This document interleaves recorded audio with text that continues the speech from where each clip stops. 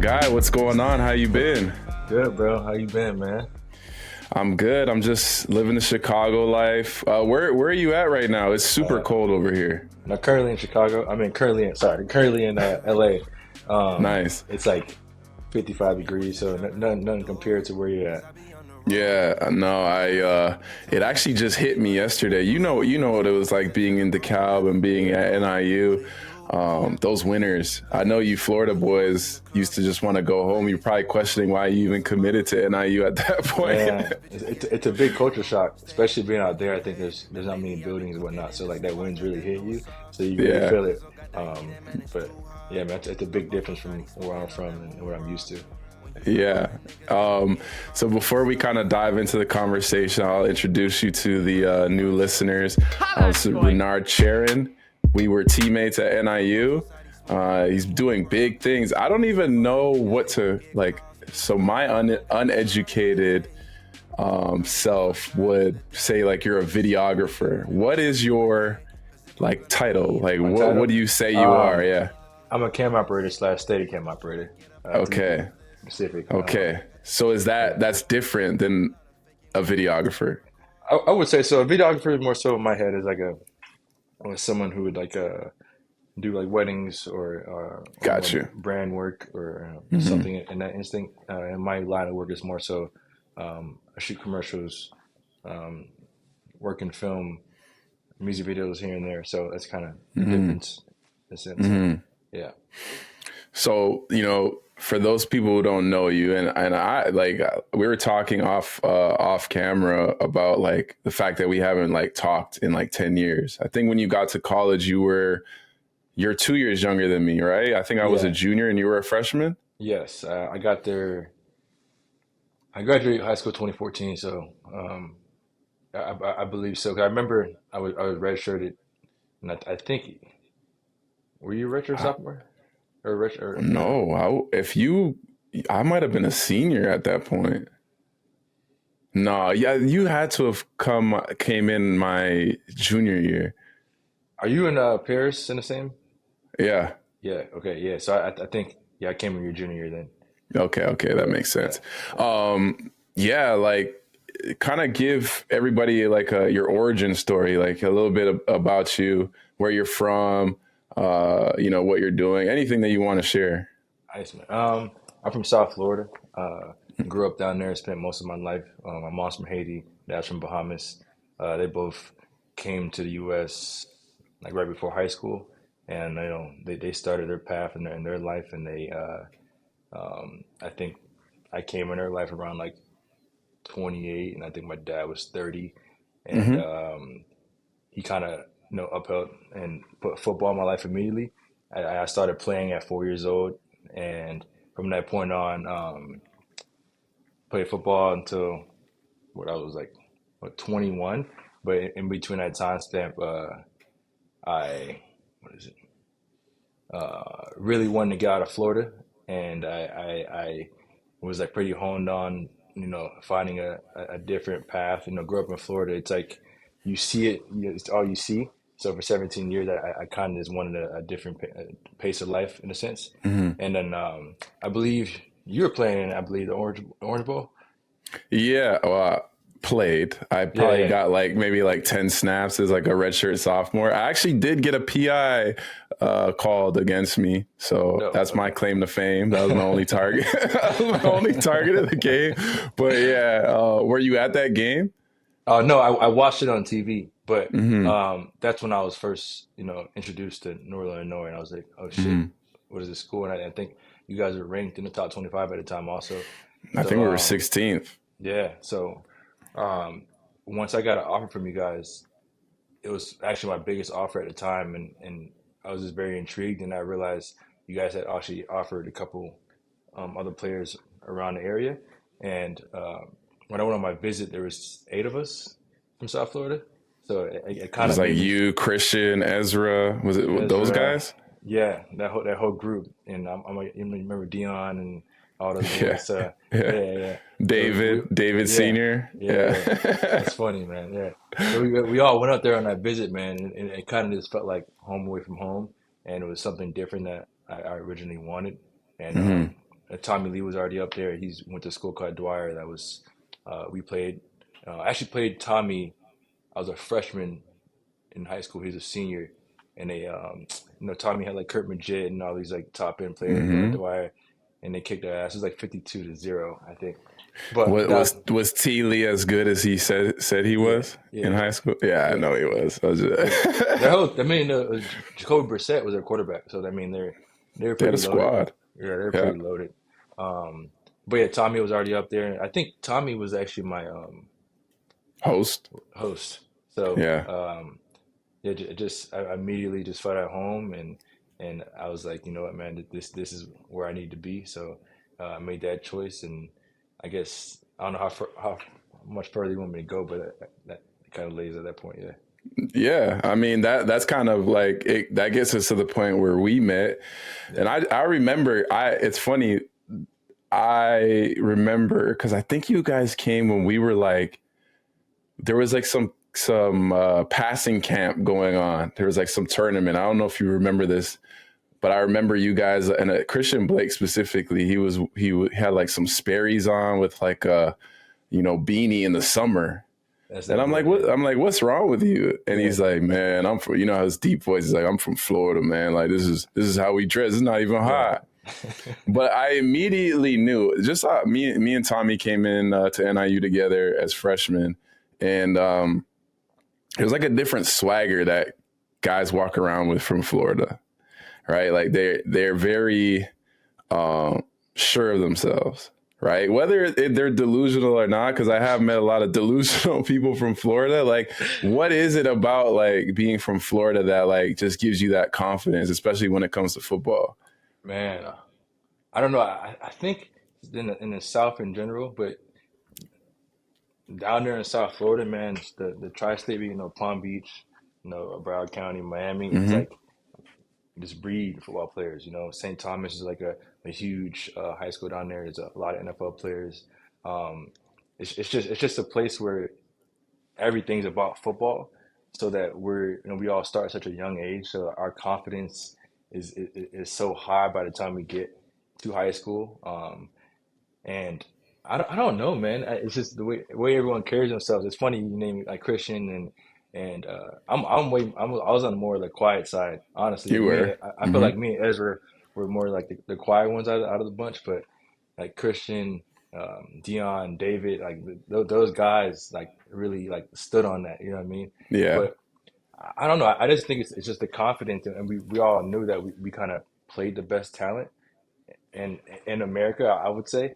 And I think because we knew we were playing against the best, and we excelled, and we did so well that once we got out of that, you know, out of the state of Florida, it's like who's gonna beat us? Who's gonna.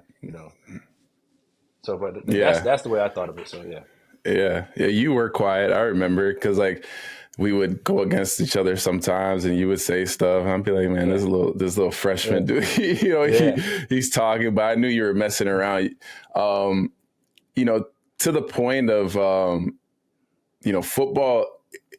Just talking to guys from Florida, it seems like it's like a religion. It's like it's like a religion. It's part of the culture. It's ingrained in just being a Floridian, Hmm. right? It's track and it's football. You'll Hmm. get your occasional basketball players. I'm sure there's a lot more than I could think of. But when you think of Florida, you think of track, and you think of fast people, and you think of Hmm. football, right? 100%. Yeah. With football being such a focal point in players' lives, young athletes' lives, growing up, do you think that it's, from your experience, it's hard to think about anything outside of football when it comes to like a career choice? 100%. I think that was the biggest struggle for me once I stopped, and also a lot of people. Um, I caught up with a lot of teammates, afterwards, and I think their biggest struggle is finding that identity outside of Mm-hmm. football. I think because we grew up our whole life just talking about it. It was an everyday like thing for us. We got off of school, went to practice. If we weren't, in a fall camp, we were playing football, just throwing 7-on-7. So it's like all we talked about and how we kind of grew up. So Mm-hmm. we didn't, not that many of us had a plan B in a sense, but not many of us excelled at anything other than football because this is all we kind of just thought about 100%. Hmm. So um, that's the biggest struggle that uh, I believe that why you create this podcast, you want people to Hmm. hear other people's stories so that they can kind of like, not have a plan B, but kind of like not only think about football, kind of have a similar Hmm. path. And that's one of my biggest goals also. It's like I do what I do now, and I want others to see like there's more than just, this world. And I think it's really important for you to have something else to fall back on because I think, football is one of those sports that, you can have a great game, and then once you have that bad game, you're so down. And I think it's really Hmm. great to fall back on something. Like even if you're a musician, like you can go do that. If you're, a writer, you can. But I think it's having something else to fall back on, so you don't feel like it's like all you have. And then when it Hmm. goes down, you get depressive, and you get kind of get in this mode, and you can't really, get out of it. So. Yeah. Yeah, no, I mean, and after college, I played 8 years in the CFL, and at that point, it's a job, and to get to D1, to get to the D1 level, or to get to any pro level, whether it's the UFL, the CFL, the NFL, you almost have to like eat, sleep, and breathe football. And that's when you get put into that trap of like you're only focusing on one thing, because if you have a certain goal to get like a Division 1 scholarship or to play pro football, you have to put every single ounce of effort into that.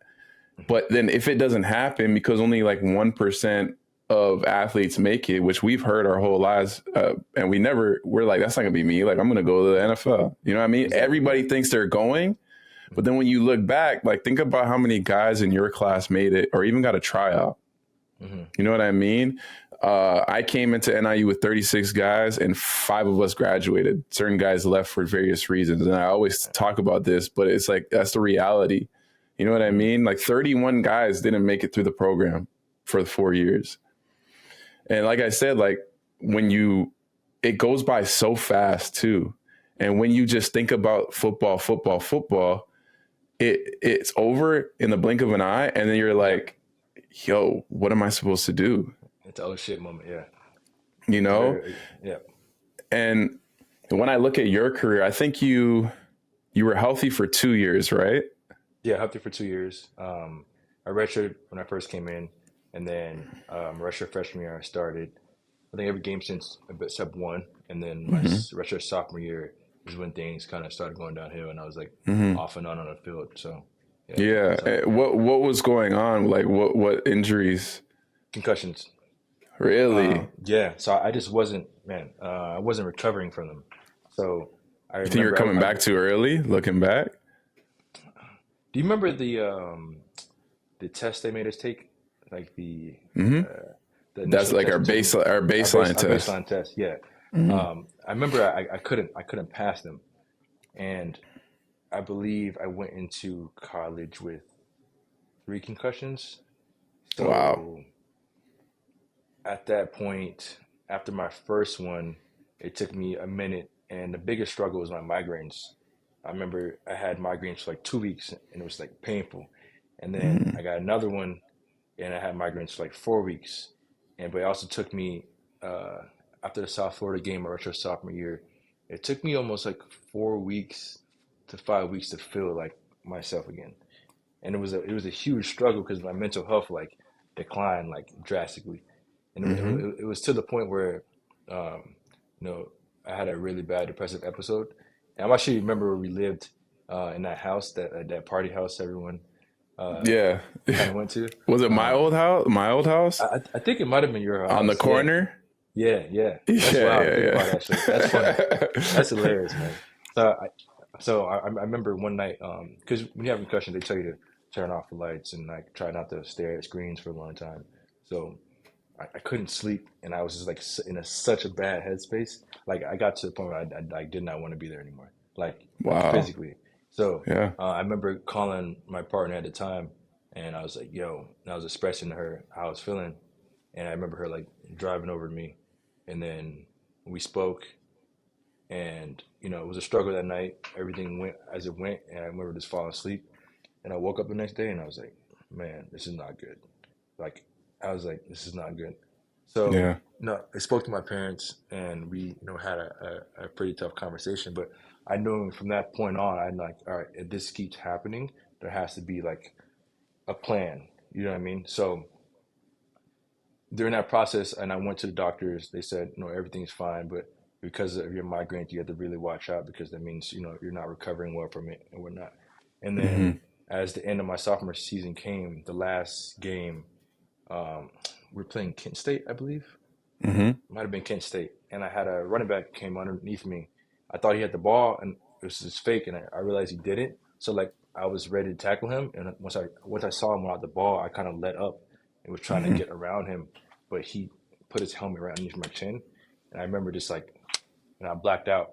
I hit the ground, and Yeah. actually keep that play. I recorded it and I keep it on my phone and I have it like in my Really? favorites. Just I watch it every once in a while, but um, during that play, I remember I remember waking up and then the staff was around me and whatnot. I remember hopping off the field and I'm like, fuck, like I do this shit again. And then I remember my parents called me uh, after the game and we like kind of already, spoke previously about what happened and the way I Hmm. was like dealing with things. And I'm at this point in denial. I'm like, I'm gonna be fine. I'm gonna be fine. But it Yeah. took from that point on in the season, it took me 7 weeks of migraines and just being in pain and not feeling on myself. And at that point, I went to doctors, and we all got together, and we kind of realized I'm like, all right, my brain is not recovering as fast as it should from its injuries, and if I keep this pattern up, there could be some, you know, further damage that I don't Yeah. want to continue. And Yeah. my biggest thing is like I may be fine in and now, but when I'm 35, 40, things might,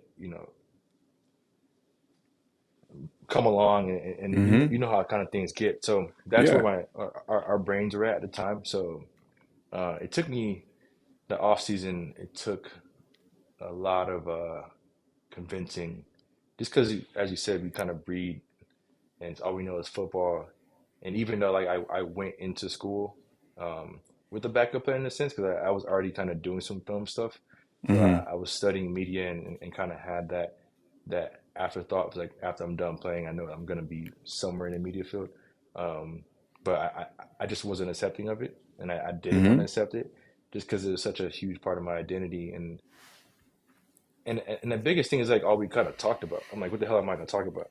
Like, what am I gonna, me and my dad was really not hard on me, but he really pushed me throughout high school and like had trainers, so he was really monitoring everything I did. And most of our relationship was surrounded by football. So Hmm. I remember during that time period, like I remember him crying and like him like you know dealing with it, and he wasn't like pushing me to make a decision or where to land at, but he was also just kind of like once I heard him be like, I don't think this is right to continue, just because he saw how I was, kind of going downhill. I kind of Yeah. knew. I sat with him for a couple weeks, and I remember finally making a call to I had Coach Carey and Coach Kane on the phone, Hmm. and they already kind Hmm. of knew what was happening because I went to doctors and I think people expressed to them what was going on. Um, I remember calling them and I was like, I can't remember exact words, but pretty much told them like, hey, I think I gotta make the right decision here and and can't continue um, this path. So that was, man, I was struggling. I remember, um, mind you, I mean, I still at that time had 2 full seasons to go. So Yeah. and at that point, I'm ahead. I'm like, damn, I may have a shot at getting a tryout at least, because at that point I would Hmm. have been a 4-year starter if I continued to play. And Hmm. yeah, it took, man, that was probably the hardest one of the harder years of my life. Like that 2017 year, that was a big struggle. So Yeah. And I empathize with you because I didn't have the concussions, but I tore my knee going into my senior year.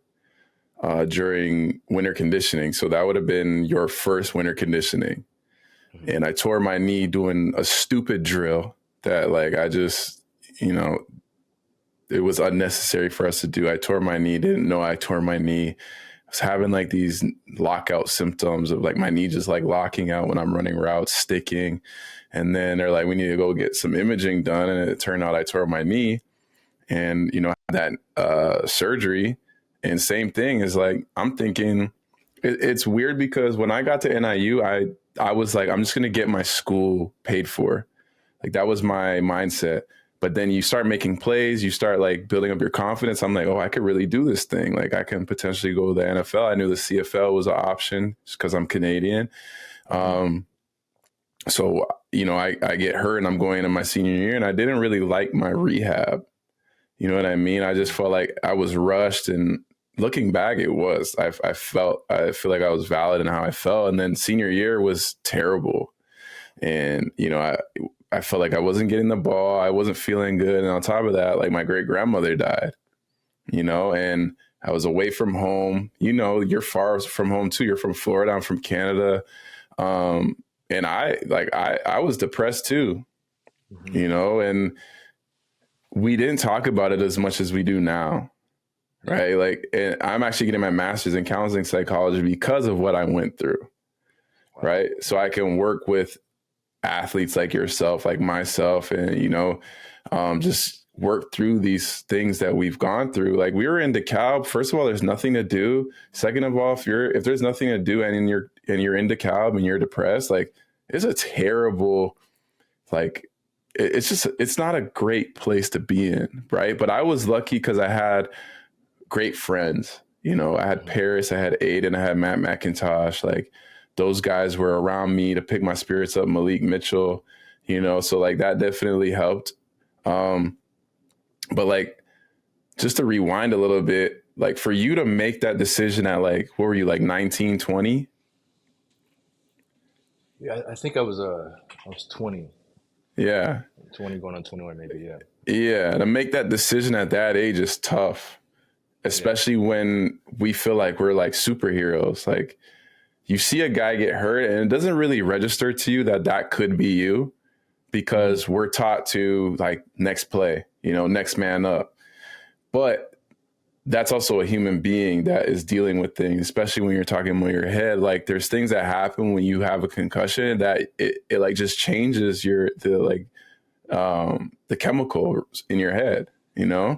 You get emotional or you lash out or you get sad, you know what I mean? It's like a roller coaster, and I'm blessed to have never had one, right? But or maybe one that I didn't know that I had, but like to witness somebody deal with that stuff, it's tough. So like, do you feel like go ahead. Go ahead. No, I was gonna say you go. My fault, bro. I was just saying because since you're in that field now, do you wish that we had a resource like someone like you to go to?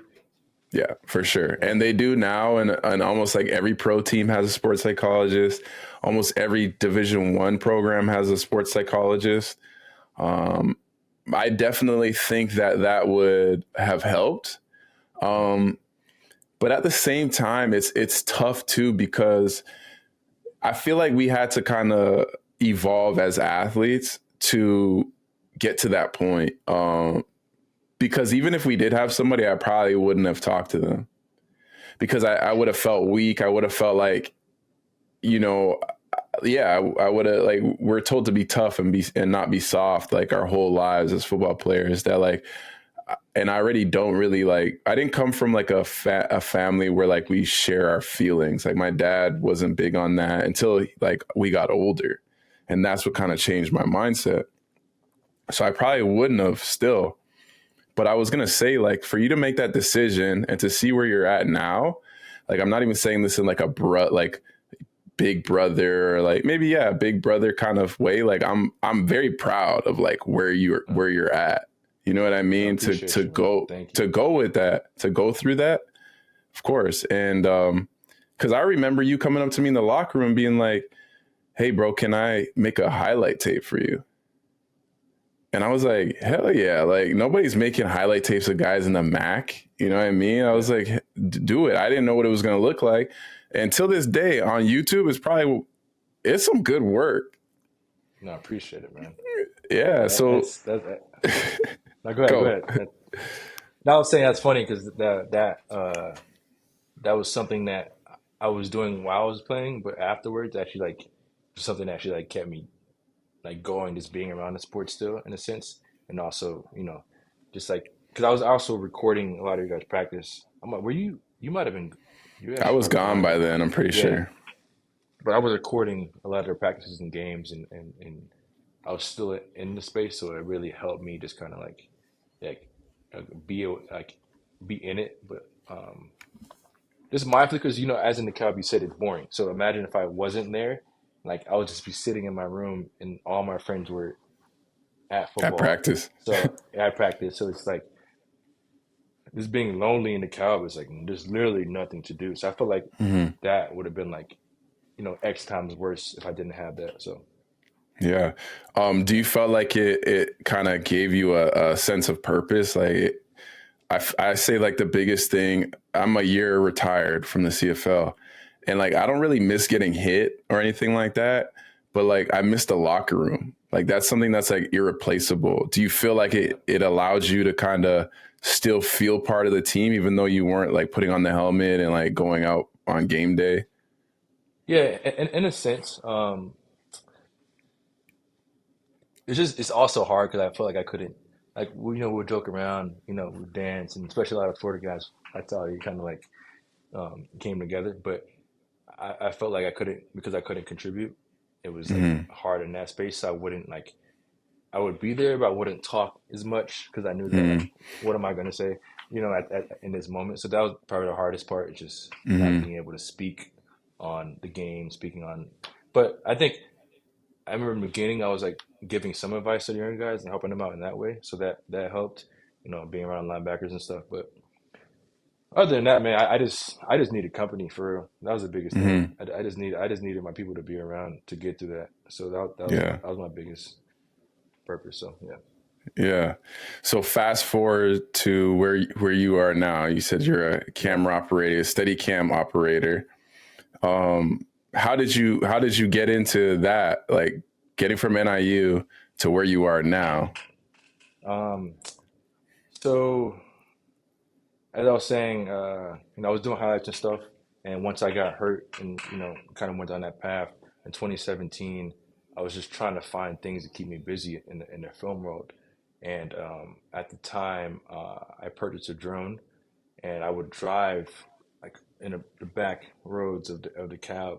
And one day, I like literally didn't put GPS in or anything. I just kept driving, and I hit a town called Oregon, Illinois, and it has like this Okay. river. And I was just flying my drone up and down the river, and I realized to the left of me was like some kayak people. It was this kayak company letting people up and down. And the guy comes up to me. He's like, "Yo, it's really cool. Do you ever make videos?" And I was like, "Yeah, I can." And I never actually made a drum for any point. I just kind of accepted it. And he's like, "Yo, I'll pay you to make a video for my company."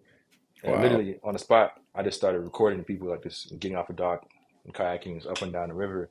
And I returned the video in like 48 hours back to him, edited it. And he's like, "Yo, this is great, blah, blah." He's like, "Yo, I'm actually like, I work with the city.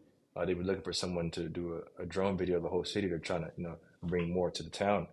And next thing you know, I got an email from someone in the city, and they're like, "Yo, can we meet with you? Create this video." And I drove over there. I remember I was nervous. I was so nervous. And this is me. I'm like, 20 years old, and I'm sitting at a long desk with like a bunch of older white people, and I'm just sitting there, just like, oh shit. And they're just like, "Hey, this is what we're trying to do. This is what we want for our town. Do you think you can make this happen?" And it's funny at the time, man, they asked me for a price, and now I'll laugh at the price, but this project took like almost 3 months because there was so much involved, and I threw out $3,000 out there, just threw it out. At the time, I wasn't really thinking like I was more so happy about the opportunity more than the money. That's a lot of Um, money in college, though. We weren't getting no, that NILs and stuff like that that. is no, so no, that is true 100%. Um, so So in that time, yes, it was a lot of money, but now thinking about it, I'm like, damn, I was driving back and forth so much. It was like Yeah, yeah. it was a lot of work, more than I expected. But anyway, I completed that video, and someone, another like a tourism chain kind of company was doing tourism Hmm. stuff, and they seen the video, and then they hired me to be the drone guy. So I was like traveling and driving around Illinois, like flying drones for them, seeing like, so it came like a domino effect, and then from that point, I ended up doing someone's wedding for free, and someone saw that wedding, and the next you know, within that year, I did 12 weddings, and it kept this kind of happening, and then it got to a point where a guy named Morgan Cooper, he had a YouTube channel, and he would do these tutorials, and I would learn off of him all the time. And then one day I was curious, I'm like, damn, where's Morgan at? And he was in Kansas City, and I'm like, oh, that's not that far. It's like 6.5, 7 hour drive. And I messaged Morgan, and I was like, hey, can I come on your sets to just be your assistant or and help you in any way? He's like, yeah, I can't pay you, but you can come out here. So I drove out there, spent the money I was making. 'Cause I was pretty much living off the college scholarship money, but and Hmm. everything extra I was buying equipment and using it for hotels and whatnot. So that's what I did. I spent 4 days out in Kansas City, was on set with him, and he was like, "Hey man, I really like the energy. Do you want to come out to LA with me to do this commercial?" And I was like, "Oh man, yeah." And at the time, I know that was like that was a pivot moment. And funny thing is, Morgan is actually the writer and EP for the new Bel Air show, the one that Oh, the okay. one they redid. Yeah, So on his Peacock. career kind of yeah, his career like Hmm. took off in that moment. But he went to LA. I went to LA with him, and on that job in LA, I met Xavier, who became my mentor. He's a steadycam operator, so Hmm. he's like a kind of the same size as me, um, athletic kind of build. Was doing steadicam work on that job, and me and him kind of clicked immediately. And I was like, "Bro, what is that?" And he kind of explained everything to me. He's from Georgia, so we kind of we clicked, and he showed me his mentor, Greg Smith, who's like Hmm. this renowned Steadicam operator, did it for 30 years, all the movies you can think of. And he, at the time, was just doing lessons in front of his house. He's like, yo, you need to go to Greg if you want to do this. And a month later, I came back to LA. I took 3 days of lessons with Greg, and he showed me everything. I literally just fell in love with it.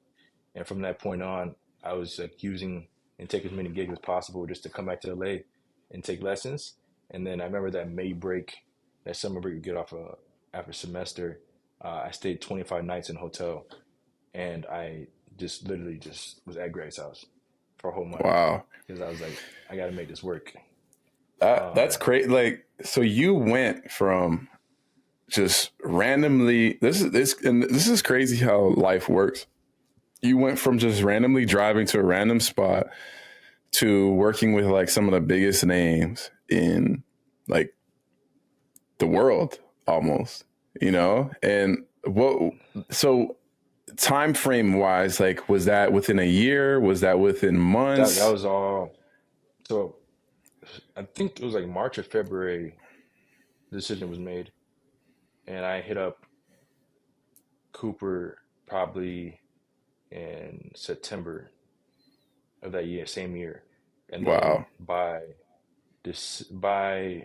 November, December, I was taking lessons and driving, coming back and forth until the next year, May. And that's when the next year, May 2018, I took the month with him, and then I don't know if you want me to continue, but pretty much Xavier had he was doing music videos and commercials, Hmm. and he was like, "Yo, I'm taking this show on Netflix. I'm gonna be gone for like 5 months in Georgia. I think right now would be a really good time for you to come to LA. I can pass you a lot of my clients because it's all freelance. So it's just like if he's not available, he can. It's pretty much, hey, I'm not available, but I have someone who's good enough to do it, do the job, and that's what really happened, man. I remember um, after that month, my parents told me to get a loan. And man, it was at the time I was like, man, I hope this works out because it was $40,000 to get the equipment, and I think I had like $4,000 saved up, and I spent Hmm. three of it I spent three of it on like accessories. So I'm sitting here Mm-hmm. like, man, I hope this thing worked. But I got the loan, and then that August, my dad flew to Chicago, and we drove to LA. And then, man, I got the apartment with a roommate Xavier knew of, and it was $1,000 a month for my room. But thankfully, man, I was still on scholarship at Northern, so I Yeah. was still getting that check, and I was living with Marcus and Kai at the time. So and they thankfully like let me move out, and like they covered, they split it by themselves, and Wow. I had 6 months left till I graduated. So I graduated December 2018. So I knew I had 6 months of scholarship check money to help me pay this rent, and I had to figure out the rest. I had to like make it work, and that's what kind of happened at that point. It ended up, where I'm at now. So Man, that's crazy. To take out the loan and bet on yourself and just be like, I have to make this thing work. It's very similar to like the football mentality of like, I have to, like, I want to get this D1 scholarship. I want to make it to the pro. Like, I need to make it happen. yeah. Do you feel like being an athlete helped you throughout that, like, that period of like transitioning from football into like a full-time career, as a, what'd you say, camera operator? Camera, it's steadycam operators. Steady cam Yeah. operator there. Okay, I won't mess it up again. No, you're Steady good, cam but no. operator. Yeah, for sure. I think the biggest thing is like it's time in the suit. It's I spent. I remember it was like I had like a schedule. So like I wake up, go to the gym, then I would run a mile, and then I would practice for 2 hours every day. Like that was my schedule. And then when I got to LA, it was like I was like, Hmm. this is how I gotta. So like I think with football, just being so disciplined, I think that really helped me. And I remember within the first year, I counted, it was only 3 days I didn't spend in the rig. So like, Wow. And so that like thing's that, heavy too, right? It's yeah, heavy. yeah, it gets, you're, how do I explain it? It's like I, I tell people if you were to pick up a 20-pound weight every day, Hmm. but eventually your body kind of gets used to it. So Yeah, that's the way I explain it. But that makes sense. when you initially pick it up, it's definitely like the new muscles being worked, your back is hurting, so you got to kind of just work that out. And over time, your body just gets used to it. But definitely, man, I think just football in general has helped me um, get through some of that and kind of have that, I guess that drive to keep going. And even though I wasn't seeing much money, I think I did three jobs that fall Hmm. within the first 6 months, and it was just enough for me to get by. So um, Hmm. I wasn't seeing a lot of return, but I just knew that I had no choice at that point, so I Hmm. had to make it work. And shout out to Xavier for, kind of trusting you and giving you a shot. For sure. Like he Yeah. could have easily been like, "Oh, I'm going to be out of town. I don't know anybody." But Yeah. for him to pass his clients to you, that one, it shows that you are good at what you do, and two, like that he's just a good dude. So For I sure. don't even know him, but for somebody to do that, and if you're dealing with people that are like higher end clients, they expect things to be a certain way. 100%. Yeah, man. He's a no, he's a huge blessing in my life, and I was with him last night Mhm. actually, and That's he's one of the awesome. people that I I owe a lot to, so I really appreciate him. Yeah. Um, just based off of what you're doing now, you've had the opportunity to work with a lot of talented people. You had the opportunity to be a part of a lot of, I don't know if you call them projects. Like I said, I'm going to learn a lot of terms today just off talking to you. I'll definitely learn a lot more. But have you had like a favorite, I guess, project that you've worked on? Um, I'd probably say the film I shot this summer is probably my favorite project. It's probably the most um, man. It took a lot out of me mentally and physically. Hmm. Hmm. It was my first like it was my third movie, but the other two Hmm. movies I was like in and out of it. I wasn't there the whole time. I Hmm. was as needed, and this movie I was stuck in New Orleans for like 3.5 months, and it was a I guess the talent on set was like very like up there. So just me like having that pressure and me having to perform, in that moment, it's like I was nervous as hell. But every day I drove home, I was like, you have those Yeah. moments of relief because like all that work you put in, it's showing, and you essentially you're just proud of yourself for going through everything and making it work. So I would say that's probably my biggest and most like proud project. It's called Sinners. Okay. So that'll be Who's it? Are you allowed to say who's in that one? yeah. The what's it called? The trailer came out. It's called with Michael B. Jordan. Okay. Yes. Yeah. Yes. Yes. So That's why and I so recognize the name. yeah. So next March it comes out. So that'll be a good one for me. And then what were the other? You said this is your third or your fourth movie? My third. I'm actually starting my fourth one next Monday. Um, I did the Beyonce film for Disney, Okay. but I was like in and out of that one. I wasn't there the whole time. Mm-hmm. And then I did a movie with Jonathan Majors, which was supposed to come out, man, last December, I believe. But Mm-hmm. I'm not sure the allegations and everything that popped up with him. Yeah. Mm-hmm. Yeah. Yeah. We don't have So to really dive into that, yeah, but that makes sense why it would be yeah. delayed. Yeah. No, so Uh, that didn't come out. So yeah, yeah, I mean, just those three names, like that. yeah. That's huge. Um, what was I gonna say? Oh yeah, you talked about like the pressure. Do you feel like you get that same feeling as like preparing for a game when you're going into like these projects and like, okay, I'm gonna be in the presence of Michael B. Jordan, Beyonce, like these actors, famous people. I'm sure like the producers and the directors probably add extra pressure because it's supposed to look a certain way or be a certain way. Like, do you feel like it's kind of like getting ready for a game?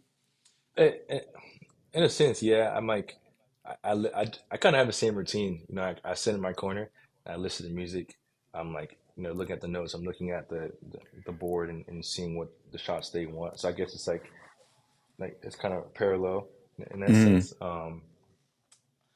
I think the biggest thing at this scale is like we're all professionals. So like when you play professional football, everyone's expected to do their job at a certain level. And if you Mm-hmm. don't do it at a certain level, they're going to replace you. So I think that's where the pressure comes from.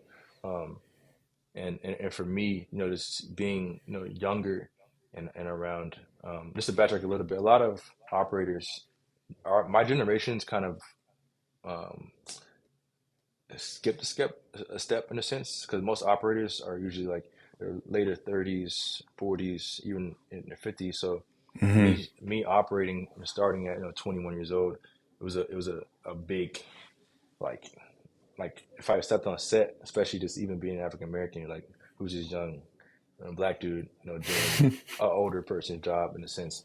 So like even like this year, I was 20 at the time, but like, just being in that space and that young, I felt the need to really, perform even more. So I just didn't want to like people gave me this opportunity, so I felt the need. Like I didn't want to fail. But Mm-hmm. I think that's the biggest thing. So like we've gone through with football, we've gone through I guess the heartaches and the growing pains, and I think that's really excelled me in life and allowed me to just like perform in hard situations and under pressure in a sense. So yeah. Yeah.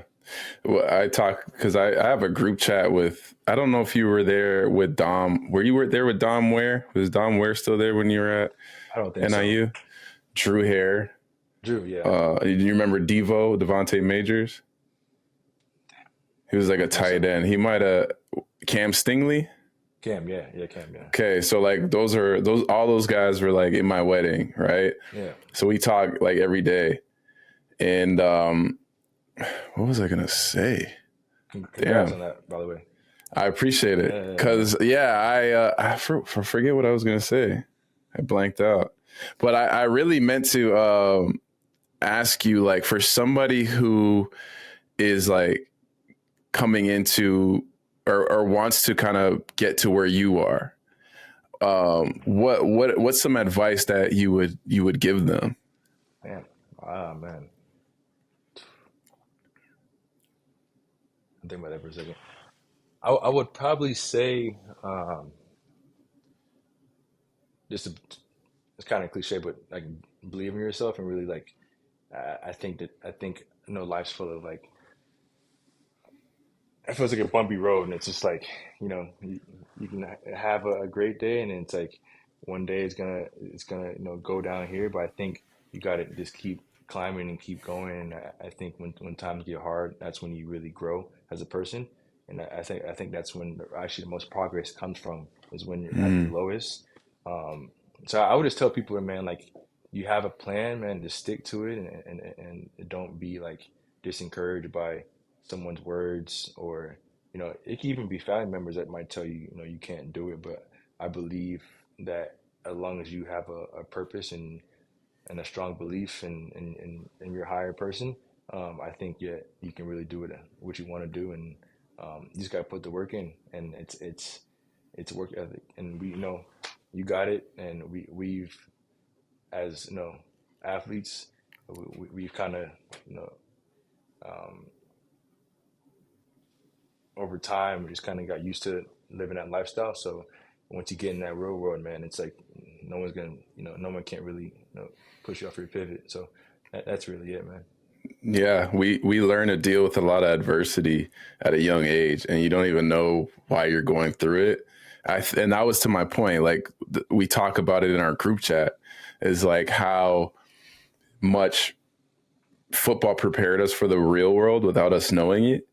And I remember, like we would do these resume workshops, and I was always like, what do I put on my resume? Like I have no experience doing anything. But then you realize like the tangible qualities that football and being part of a team brings to you, that like it's undervalued. And that's why I feel like these conversations are important, because like, prior to you getting heard, you were making like highlight tapes, and then now you're doing movies, right? And along the way, football played a part in one, you kind of just pushing forward in your work ethic, and the time you put into your craft is the same thing as putting on the cleats and me running routes or doing releases and repping. Then when the Hmm. game comes around, it's like, okay, the work just takes over. For sure. So I feel like a lot of athletes don't give themselves a lot of credit when it comes to um, how valuable the skills that we learn are. Hmm. um, You're already yeah, a step ahead, and when you yeah, that's what I try to explain to some people who ask me questions that are athletes, and I'm like, bro, you're already a step ahead. Like you've been through the hardship.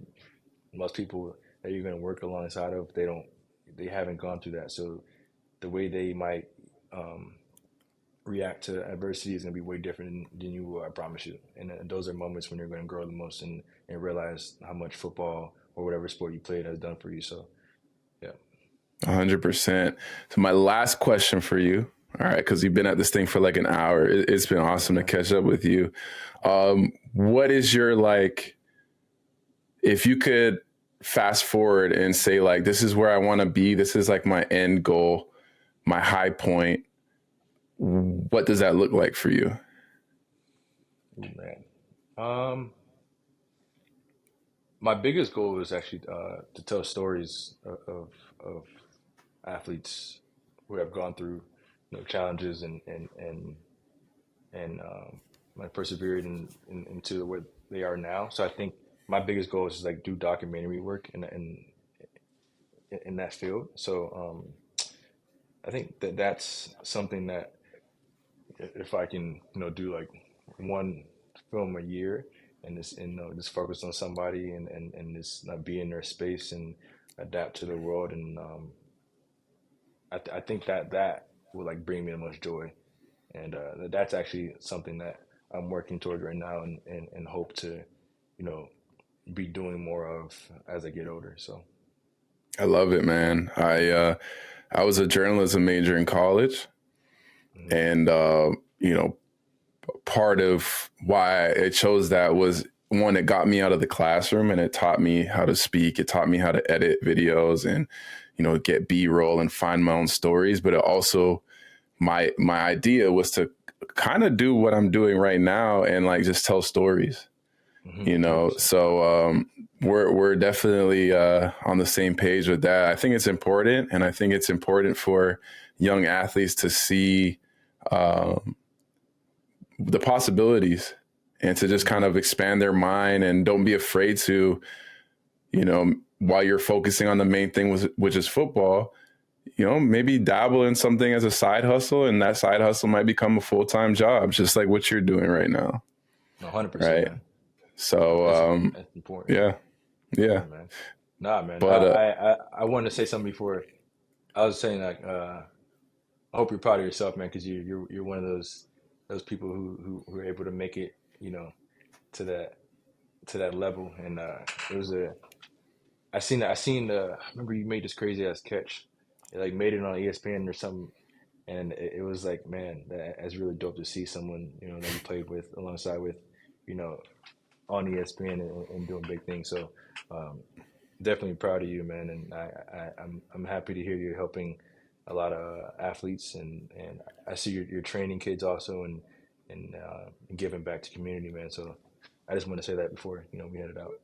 I appreciate it. I've been working on giving myself my own flowers, and like accepting people's like, I'm not gonna say praise, but like, you know, the nice things. Cause as a athlete, as a football player, you kind of like, you hear that stuff and you're just like, yeah, you know, it's not a big deal. But like the older I get and the more experience, I'm like, yeah, you know, I did do a lot of dope things, you know, and I don't think it's bad to acknowledge that. So I definitely appreciate you saying that. And as men, as young men, like, I feel like we don't like tell our friends that, or tell people that like, that we see doing great things. Like, we should tell them more often. Like, it takes 2 seconds for me to like DM you and be like, hey man, like, I'm proud of you. Like, you know, keep going. You know, we can easily just like a post, but like everybody does that. But like, you know, from time to time, like if I see something cool that you did, like I'll let you know, like, man, like that's awesome. Like keep doing your thing, keep doing what you're doing. So I appreciate that. And I appreciate your time taking in this hour out of your day. And yeah, stay tuned for when the episode drops. Yeah. No, I appreciate you, man. Thank you for bringing me along, man. It's been a good one, and I'm glad I was able to share some things. So I really appreciate you, man, reaching out. Of course. And before I end this thing, is there anything that you want to plug? Any projects? Any social media? Anything that you might want people to check out? I wouldn't say any projects. I guess I don't know, man. I'm not sure how you know, but I'm pretty like not laid back, but my You're a public low key Instagram guy. is pretty just work related and private, and then I kind of, you know, as that, but I don't know. Name's Renard Cheren, and if you want to follow me on Instagram or whatever platform you see me on, I appreciate it, and yeah, man, just thank you for the time. Of course. You're just going to see a lot of high quality videos, commercials, trailers. So if you like that stuff, definitely give them a follow. Appreciate it, man. All right, bro. I appreciate you. Man. Be safe, man.